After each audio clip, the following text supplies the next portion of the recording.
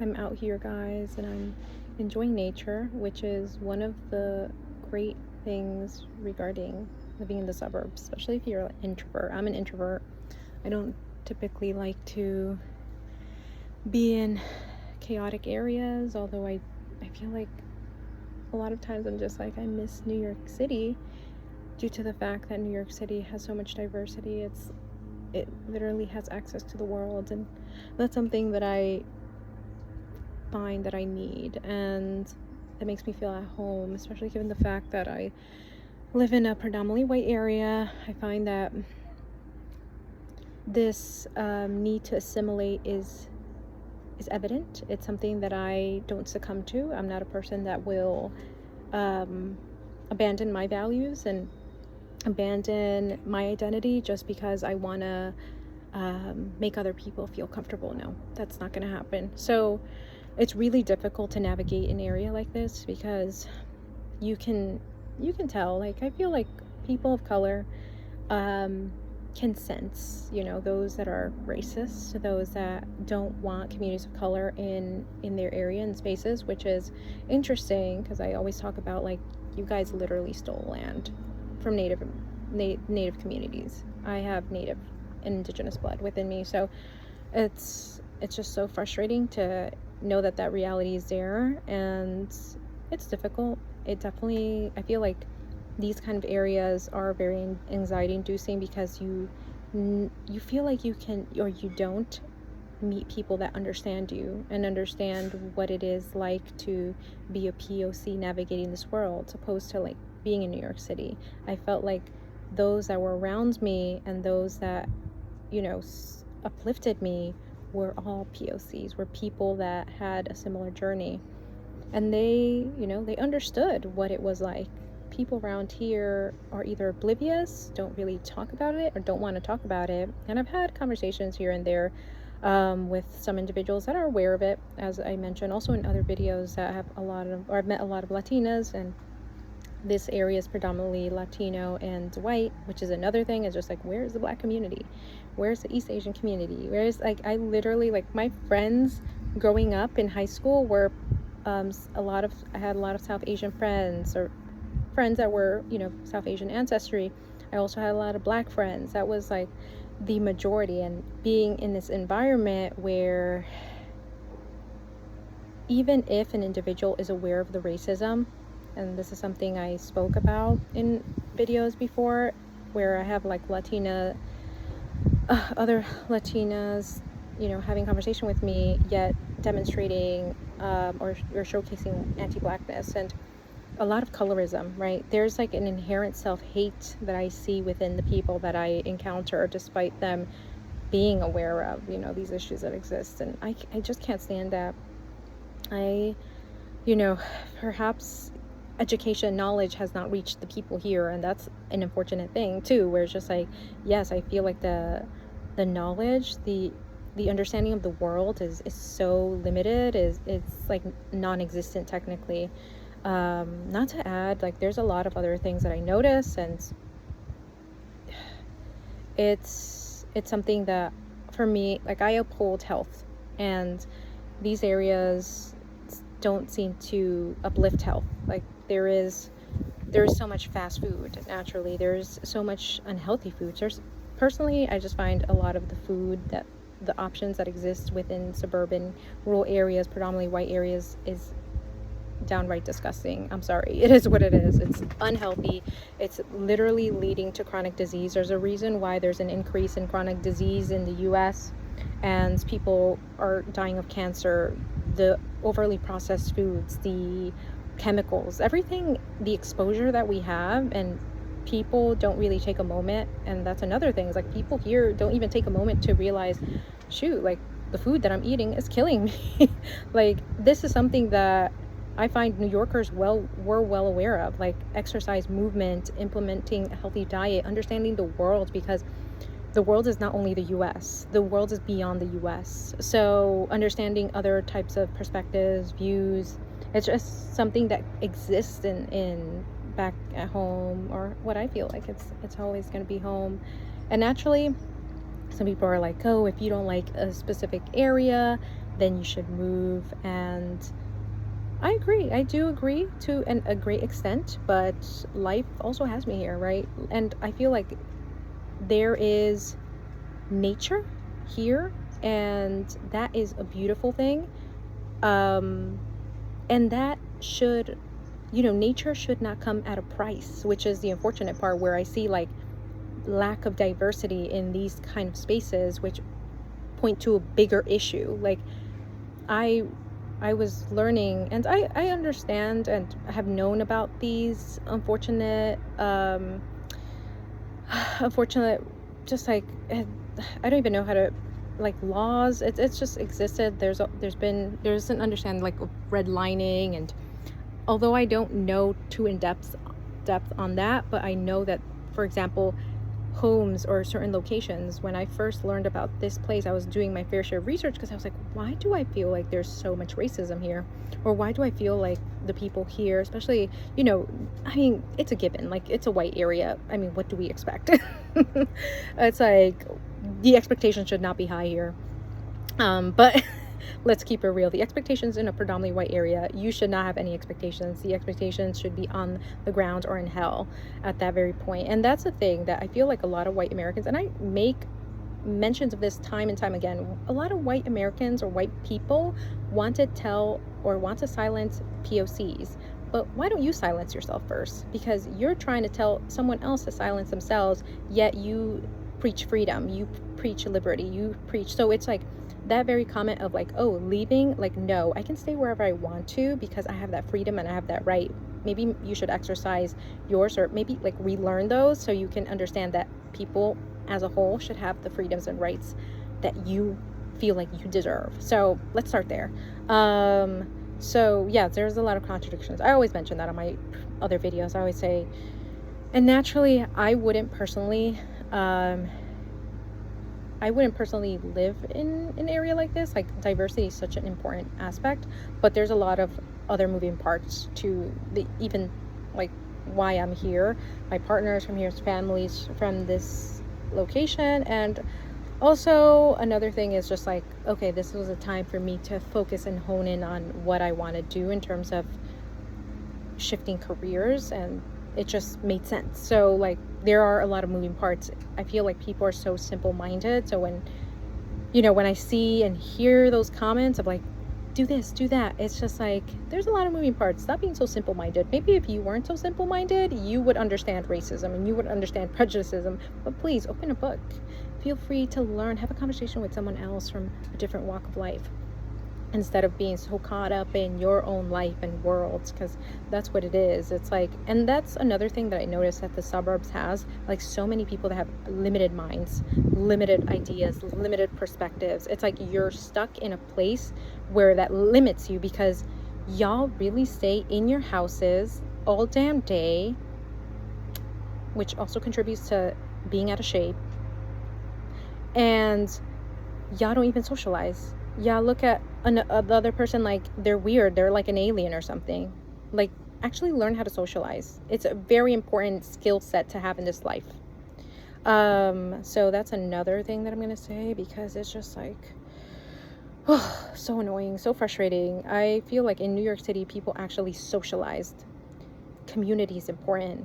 Another thing that I talk about, white community doesn't even know what community is and stands for. They really don't. All they do is live this life isolated, listening to fear-mongering news, and stereotyping and labeling people left and right, because that's what that's why y'all are at home all day, right? And not really taking the moment and opportunity to even partake and share with others, right? So it's interesting, because I feel like in New York City, something that existed so strongly was this sense of community. And it's like, once I go to suburban areas, it's like a ghost town. Like, it feels like a ghost town, but there's people living there, which is so bizarre. Which is so bizarre.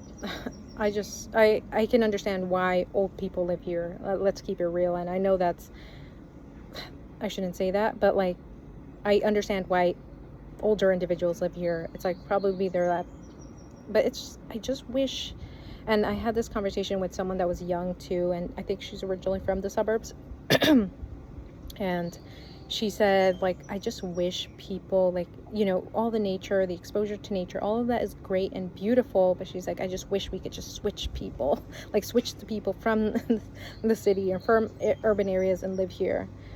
But of course, like, I find that white people love gatekeeping. They do the gatekeeping themselves, although they say, oh, DEI shouldn't exist.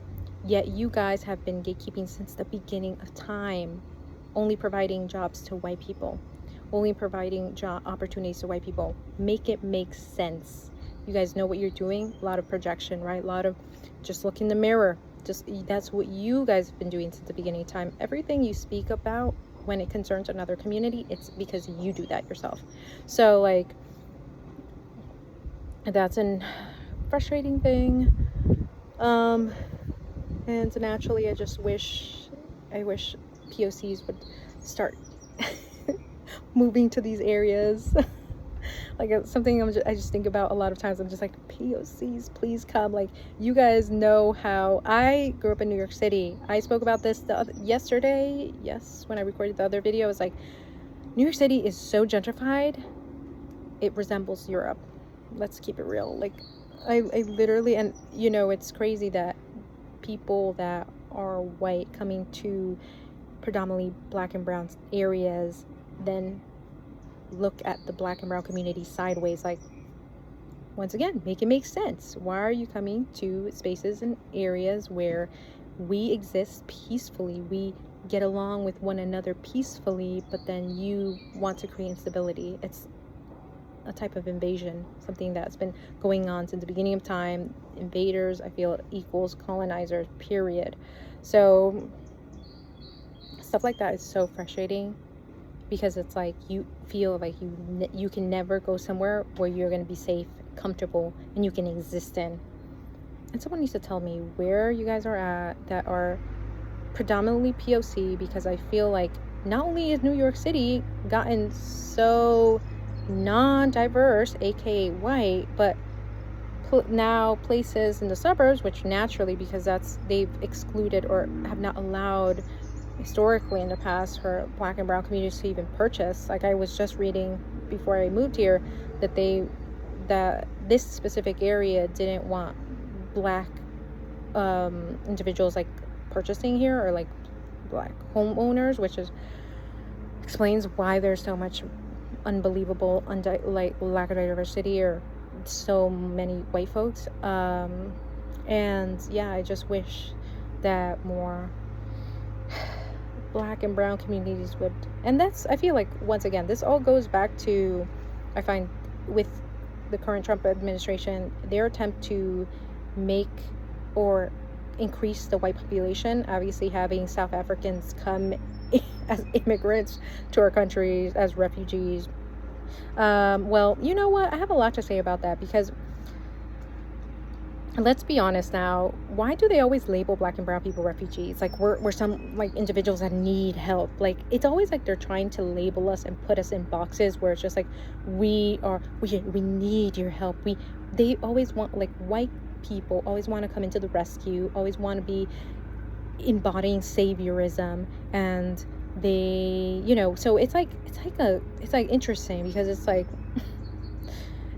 the white refugees is interesting that, also a lot of people are like, there can't be white refugees, because you can never look at the white community as needing help. That's something that they've been trying to, they try to embody this, like, we are self-sufficient, we are better than everyone, we are well off, because they want to embody that. It really is. That's who they want to make themselves to look, make themselves to appear to the world. They want to make themselves appear as better than everyone and doing better than everyone because of maybe their pigment, or I would say, yes, their pigment, or, have people assume any and every time they see a white person that, their social status is better, because they propel that by obviously putting labels on black and brown communities and always labeling them as needing help, running from, so that's been an interesting thing to see, where it's just like, yes, the attempt to make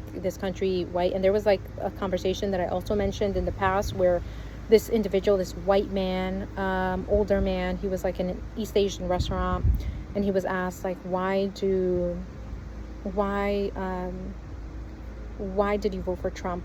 The individual he was with that was interviewing him was East Asian, of East Asian ancestry, I'm going to assume. And, you know, this man literally had the audacity, this white man had the audacity to say, like, because, you know, we don't want people taking up our hard labor, and, like, you know, we founded this country.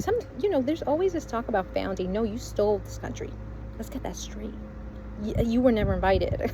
Like, the audacity to even come in, kill people, which is illegal, and I talk about that. That's wrong. So if you want to talk about other people doing illegal stuff, let's start with you first. So things like that is really frustrating, especially they just got to circle back to the mirror. So it's like actually it's not interesting, it's not surprising, it's none of that, because it's something that we've known, like, now, like, is, well, more or less with like the current administration, it's an attempt to continue to propel the white community forward. It's an attempt to continue to establish dominance, because they feel intimidated, they feel frightened, scared of the fact that so many POCs are obviously here, and many are successful. Obviously, you know, our communities thrive despite the obstacles, the chaos. We push through, we do greatness in this life, and they're afraid because they've never had to struggle, but our communities have had to struggle. Our communities have had to go through so much, and yet we've persisted, right? We've made it in many aspects. We've been able to continue to fight the good fight, something that they don't know, and they've never had to build any resiliency. So yes, it's they're intimidated by our potential and the possibilities, obviously. And yeah, it's not surprising. It's something that we should, and you know, this is why I talk about it, because it's like, this should be common knowledge. This should be something that people should know, right? People should know that those that have colonized don't want to share. They've never wanted to share. They've only wanted it for themselves. But unfortunately, what goes around comes around. So when fortune circumstances start to strike them, they should not be surprised, because if you do evil, you reap evil, right? So that's what I'll say. And what else? So I'm not sure if I even mentioned that, what the individual said, but yeah, he was essentially stating that he didn't want white people to become the minority. I think there was someone in the comment section that was like, oh, they know that, you know, minorities have been treated poorly, or that minorities are not treated equally, right? And therefore they don't even want to, although they do not admit racism a lot of times exists. They always try to shove that, but yet they don't want to be the minority. Let that sink in, because they know what that experience is like. They actually know, they just don't want to admit it. Something I also talk about. They can cry all day about racism not existing. Please. Like, no idiot is going to, I mean, even the idiots probably know that. I love how Kendrick Lamar says, like, what did he say? People ain't slow. Yeah, like, people have been catching on. People will continue to catch on, and, you know, hopefully this will be something that is understood. And this is why, to me, it's so important for communities of color to come together.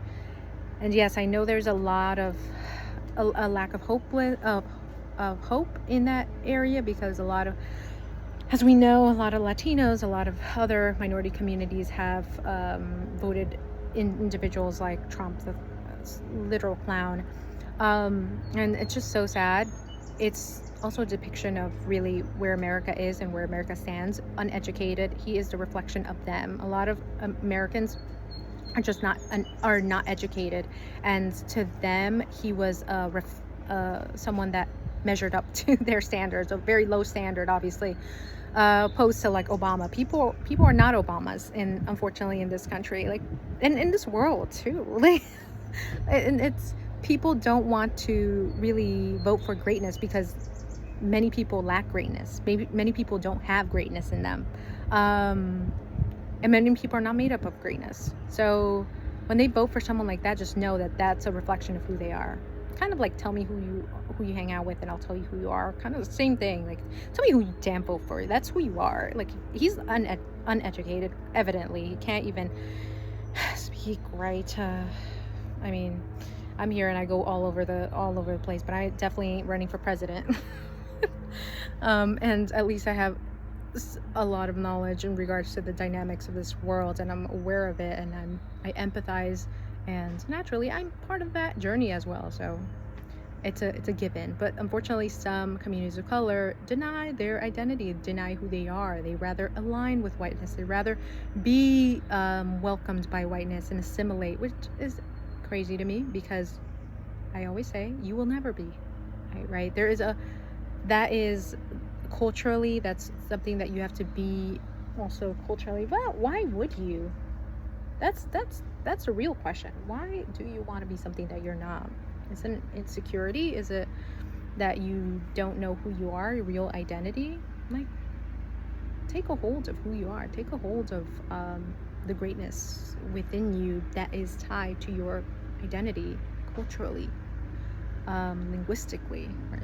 Religiously. Like, don't let all this nonsense, this westernization, this colonization affect how you think. Think beyond what the rest of the world thinks. I often feel like people in this world are literal robots. They think the same exact thing. They just, whatever they hear, they just pander to, they agree with, instead of taking a moment to really analyze that and make their own conclusions. But it's just like, oh, someone says, wave an American flag, everyone else starts waving American flag. Someone says, pledge allegiance, like, you start, like, you, it's like you don't have your own say.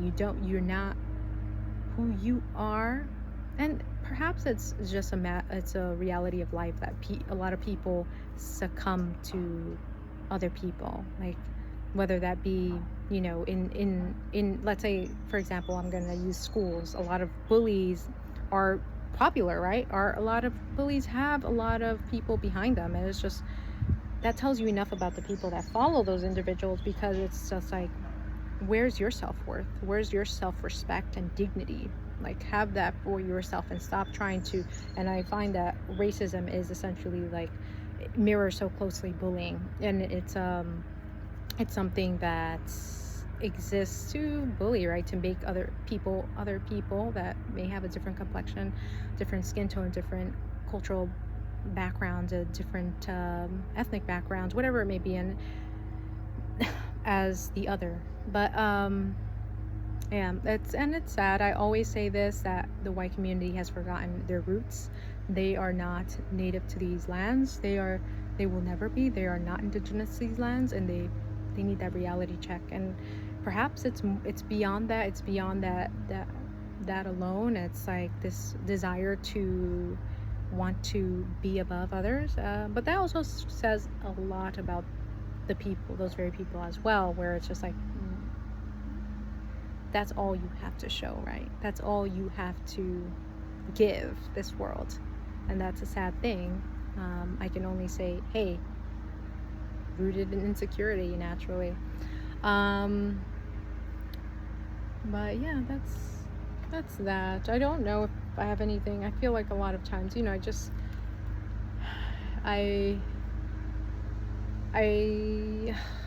don't want to cry. I haven't cried in any of my recent videos. I feel like at one point I cried so much, and I'm like, I always think about it, I'm like, that's so cringe in a way, but like, it's just like, I do cry a lot, especially before I started doing YouTube. I feel like I would cry a lot about the realities of this world.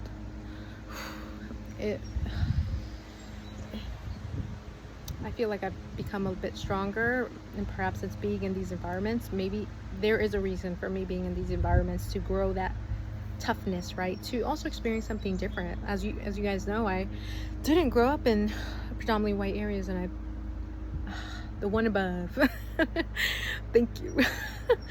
Oh my, I would have been traumatized. I hear too many and see too many stories on women and men of color that grow up in those environments, and some of them do end up assimilating gravely, but some of them don't feel, and perhaps they're the ones that think outside the box. Perhaps they're the ones that see what's going on, have those eyes open, those ears open too. But yeah,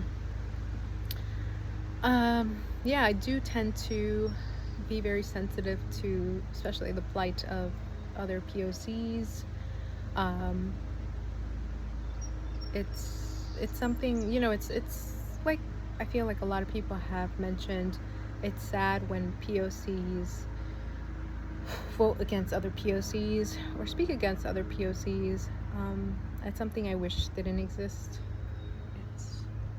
It's like hard to change because of colonialism, of the evils in this world.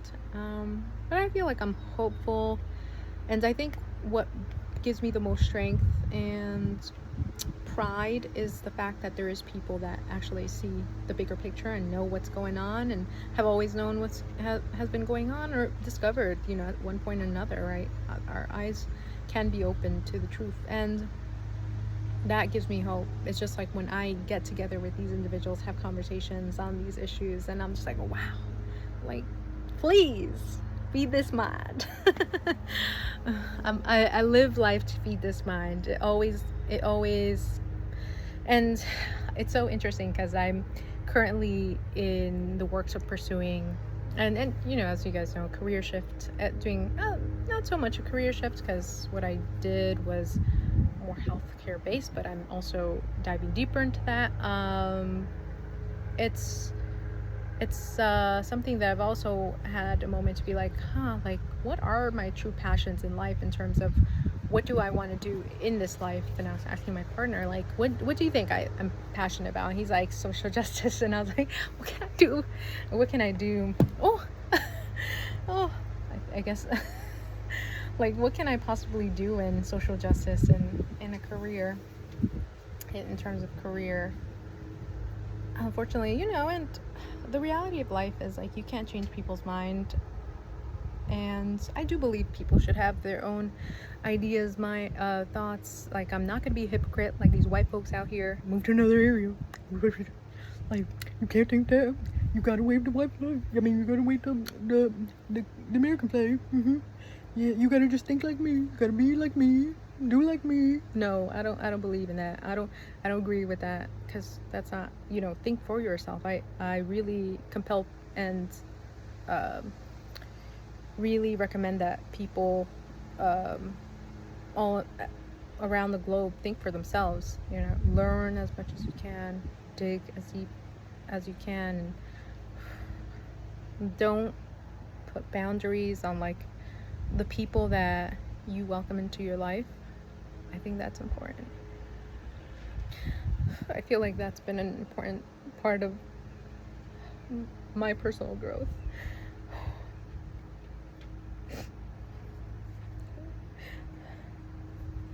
If it wasn't for the Black community, I wouldn't know what I know. So I want to give thanks to you guys, because I feel like a lot of communities hate on you, and hey, look at it like this: if they're hating on you because they're your biggest fans, it really is. Like, people that hate is because they want something, and they see something that you got that they're lacking. So just know that. So, and I always said that, like, during the beginning of my first videos. I guess being here has caused me to be a little bit overwhelmed that I haven't been able to say a thanks to you guys, and a thanks to even also my other friends from other places around the world, from Asia, South Asia specifically, because a lot of my friends were South Asian descent, and they introduced me to, you know, their own faiths, which, you know, not everyone within the South Asian world adapts Islam, but I learned, you know, a lot through. So I want to thank you guys as well. Opened my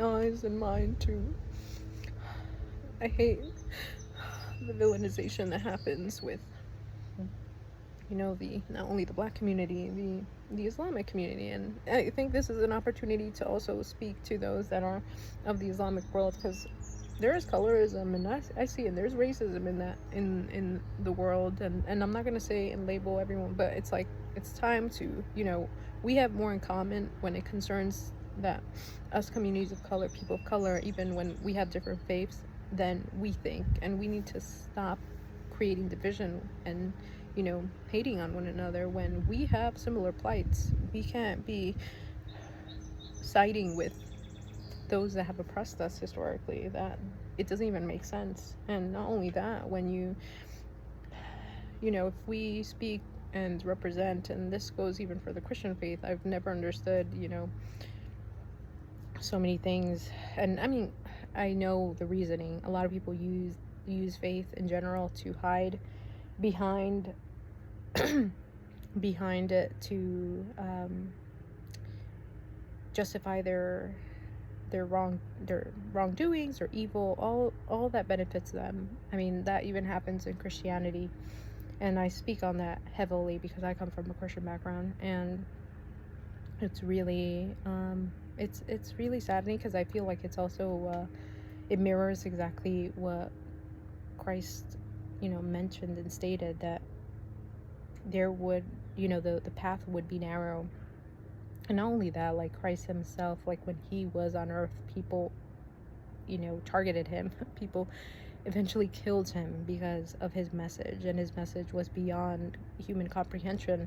So I feel like leaders in this world, and I feel like we can always take something positive from, you know, a lot of different faiths, but we can also learn from them and what has been also detrimental to, you know, our communities and the betterment of our communities as POCs. So yeah, there you go, I cried. I feel like, you know,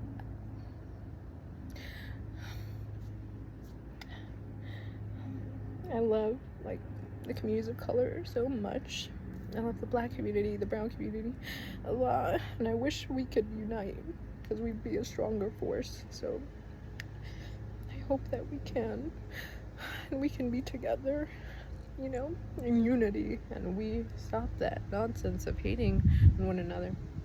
It's just so ludicrous with that, especially when our people, our ancestors have been killed off, raped, terrorized, the whole nine. Like, why are we pointing fingers at one another when our fingers should be pointed elsewhere, right?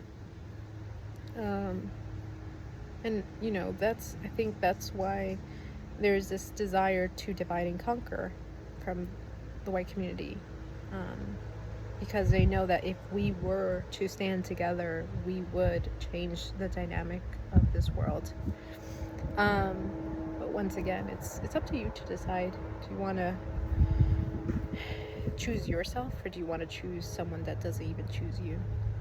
So that's an important thing to think about.